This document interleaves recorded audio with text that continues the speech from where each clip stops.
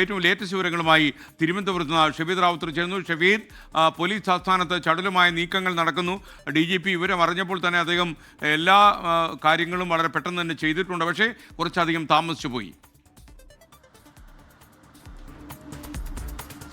SK ഉറപ്പായിട്ടും ഇക്കാര്യത്തിൽ ഒരു വലിയ കാലതാമസം ഉണ്ടായെന്നുള്ള കാര്യം തർക്കമില്ല. ഇപ്പോൾ പോലീസ് ആസ്ഥാനത്ത് കിട്ടിയിരിക്കുന്ന ഇതുമായി ബന്ധപ്പെട്ട വിവരങ്ങൾ, അതായത് സംസ്ഥാന പോലീസ് മേധാവി ശേഖരിച്ചിട്ടുള്ള ഔദ്യോഗിക വിവരങ്ങൾ ഇങ്ങനെയാണ്. അതിൽ ഒന്നാമത്തെ കാര്യം, ഗോവിന്ദചാമി ഈ ജയിൽ ചാടിയത് 1 മണിക്ക് ശേഷം, ഏതാണ്ട് 1 മണിക്കും 1:20 ഇടയിലാണ്. അദ്ദേഹത്തെ പാർപ്പിച്ചത് അതീവ സുരക്ഷാ ബ്ലോക്കിലായിരുന്നു. എന്നാൽ സാധാരണഗതിയിൽ നമ്മൾ ജയിലിൽ, അതായത് ഇന്ന് നടക്കേണ്ട യോഗത്തിലടക്കം ചർച്ചയാകേണ്ട ഒരു കാര്യം, സാധാരണഗതിയിൽ ഈ കൊടും കുറ്റവാളികളെ പാർപ്പിക്കുന്ന ബ്ലോക്കുകളിൽ, സെല്ലുകളിൽ അവിടെ ഒരു മിഡ് നൈറ്റ് റൗണ്ട്സ് അത് നടത്താറുണ്ട്. എന്നാൽ പല ജയിലുകളിലും, പ്രത്യേകിച്ച് ഈ കണ്ണൂർ, വിയൂർ ജയിലുകളിലൊക്കെ ഈ മിഡ് നൈറ്റ് റൗണ്ട്സ് അത് പ്രഹസ്വനമായി മാറുന്നു എന്നുള്ളതാണ് നിലവിൽ ഇപ്പോൾ പോലീസിന് ലഭിച്ച റിപ്പോർട്ട്. മാത്രവുമല്ല, ഈ ഇന്നലെ എന്ത് സംഭവിച്ചു എന്ന് പറഞ്ഞാൽ 6 മണിയോടുകൂടി ഈ തടവുകാരെ ജയിലിനുള്ളിലേക്ക്, സെല്ലിനുള്ളിലേക്ക് പ്രവേശിപ്പിക്കും. പിന്നീട് അപ്പോൾ നടത്തുന്ന പരിശോധനയല്ലാതെ ഏതെങ്കിലും തരത്തിലൊരു മിഡ് നൈറ്റ് റൗണ്ട്സ് ഇതുമായി ബന്ധപ്പെട്ട ആ ജയിലിൽ, കണ്ണൂർ ജയിലിൽ നടത്തിയിട്ടില്ല എന്നുള്ളതാണ് പോലീസും ഇന്റലിജൻസും ഇപ്പോൾ പറയുന്ന കാര്യം. സാധാരണഗതിയിൽ അത് നടത്തേണ്ടതായിരുന്നു. നടത്തിയിരുന്നുവെങ്കിൽ ഇക്കാര്യം നമുക്ക് നേരത്തെ അറിയാൻ കഴിയുമായിരുന്നു. മറ്റൊരു കാര്യം, സെൽ കമ്പികൾ മുറിച്ച് ഇയാൾ കടന്നു, മതിൽ ചാടാൻ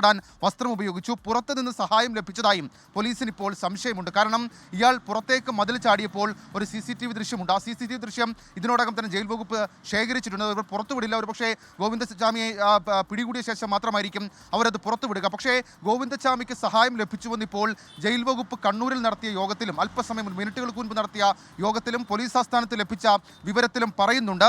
ഏതായാലും ഈ വിഷയത്തിൽ കണ്ണൂർ റേഞ്ച് DIGയുടെ നേതൃത്വത്തിൽ പ്രത്യേക സംഘം അന്വേഷിച്ചു വരികയാണ്. അതിനിടയിൽ നമുക്ക് ഈ വീഴ്ച സംബന്ധിച്ചുള്ള വിവരം ലഭിക്കുന്നത്, ഇയാൾ ചാടിയത് 1:15, എന്നാൽ പോലീസിന് വിവരം ലഭിച്ചത് 7:15 ഇപ്പോൾ പോലീസ് ആസ്ഥാനത്ത് വിവരമായി ലഭിച്ചിട്ടുണ്ട്. അതായത് മിഡ് നൈറ്റ് റൗണ്ട്സ് നടന്നിട്ടില്ല എന്നുള്ളത് ഒന്നാമത്തെ കാര്യം. ഇനി രണ്ടാമത്തെ കാര്യമാകട്ടെ, പോലീസിന് 5 മണിയോടുകൂടി ജയിലധികാരികൾ ഇത് അറിഞ്ഞു എന്നുള്ളതാണ് നമുക്ക് ലഭിക്കുന്ന വിവരം. അങ്ങനെയാണെങ്കിൽ ആ ഗോൾഡൻ അവർ, അതായത് 1:15 ചാടികളെ കുറിച്ച് 2:15 വിവരം കിട്ടിയില്ലെന്ന് മാത്രവുമല്ല, 5:15, 5 മണിക്കെങ്കിലും ഏതെങ്കിലും തരത്തിൽ പോലീസിനോട് ഒരു കമ്മ്യൂണിക്കേഷൻ നടത്തി ഇക്കാര്യം ഇയാളെ പിടികൂടാനുള്ള നീക്കം ആരംഭിക്കാൻ ജയിൽ വകുപ്പിന്റെ ഭാഗത്ത് നിന്നൊരു നീക്കം ഉണ്ടായിട്ടില്ല എന്നുള്ളതാണ് ഇന്റലിജൻസിന്റെ റിപ്പോർട്ടിൽ പറയുന്ന കാര്യം. മാത്രവുമല്ല, നോക്കൂ, 5 മണിക്ക് ഈ വിവരം ജയിൽ അറിയുന്നു. അതിനുശേഷം 7:15 പോലീസിനെ വിവരം അറിയിക്കുന്നു.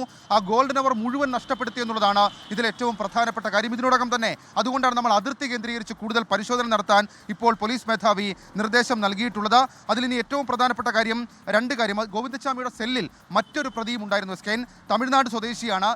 ഇയാളുടെ വിവരങ്ങൾ തേടിയപ്പോൾ ഒന്നും അറിഞ്ഞില്ല, ഉറങ്ങിപ്പോയെന്നാണ് തടവുകാരൻ പറഞ്ഞത്. ഒരു പക്ഷേ കള്ളമെന്ന രീതിയിലാണ് ഇപ്പോൾ പോലീസ് കരുതുന്നത്. കാരണം ഇയാൾ അറിയാതെ നീക്കം നടക്കില്ല എന്നുള്ളത് പോലീസ് പറയുന്നുണ്ട്.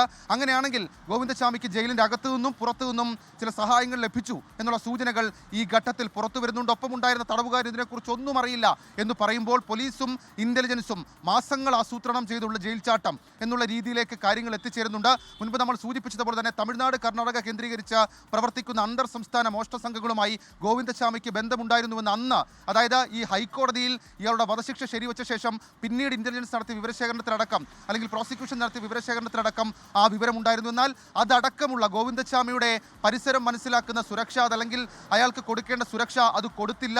മാത്രവുമല്ല, അക്കാര്യത്തിൽ ജയിൽ വകുപ്പിന്റെ ഭാഗത്ത് നിന്ന് ഗുരുതര വീഴ്ച സംഭവിച്ചിട്ടുണ്ട്. ഇതിനോടകം മുഖ്യമന്ത്രിയുടെ ഓഫീസും വിവരങ്ങൾ ശേഖരിച്ചിട്ടുണ്ട്. എത്രയും പെട്ടെന്ന് ഗോവിന്ദചാമിയെ പിടികൂടണമെന്ന് സംസ്ഥാന പോലീസ് മേധാവിക്കും ജയിൽ മേധാവിക്കും നിർദ്ദേശം നൽകിയിട്ടുണ്ട്. പോലീസ് മേധാവിയാകട്ടെ തമിഴ്നാട്, കർണാടക പോലീസിനോട് വിവരങ്ങൾ കൈമാറി. അവരുടെ ATS സംവിധാനങ്ങളോടും ഇന്റലിജൻസ് സംവിധാനങ്ങളോടും വിവരം കൈമാറിയിട്ടുണ്ട്. ഏതായാലും കേരളത്തെ ഞെട്ടിക്കുന്ന സംഭവമാണ്.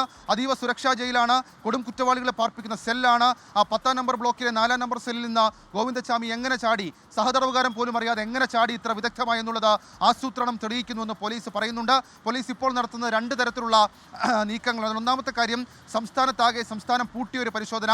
ആ പരിശോധനയുടെ ഭാഗമായി റെയിൽവേ സ്റ്റേഷനുകൾ, ബസ് സ്റ്റാൻഡുകൾ, പ്രത്യേകിച്ച് ഈ കണ്ണൂർ പരിസരത്തുള്ള ജില്ലകൾ, കണ്ണൂർ, കാസർഗോഡ്, തൃശ്ശൂർ, മലപ്പുറം, വയനാട് അടക്കമുള്ള ജില്ലകളിൽ നടത്തുന്നുണ്ട് പരിശോധന. എറണാകുളത്തേക്കും തെക്കൻ കേരളത്തിലേക്കും ഇത് വ്യാപിപ്പിച്ചിട്ടുണ്ട്. റെയിൽവേയുടെ പോലീസ് സഹായം തേടിയിട്ടുണ്ട്. റെയിൽവേയിൽ നിന്ന് വിവരങ്ങൾ ശേഖരിക്കാൻ ഈ ഗോവിന്ദചാമിയുടെ ചിത്രം വെച്ച് ചില നീക്കങ്ങൾ റെയിൽവേ പോലീസിന് സംസ്ഥാന പോലീസ്, കേരള പോലീസ് കൈമാറിയിട്ടുണ്ട്. അങ്ങനെ പലതരത്തിലുള്ള നീക്കങ്ങൾ പോലീസിന്റെ ഭാഗമായി ഇപ്പോൾ നടക്കുന്നുണ്ട്. സ്കെൻ.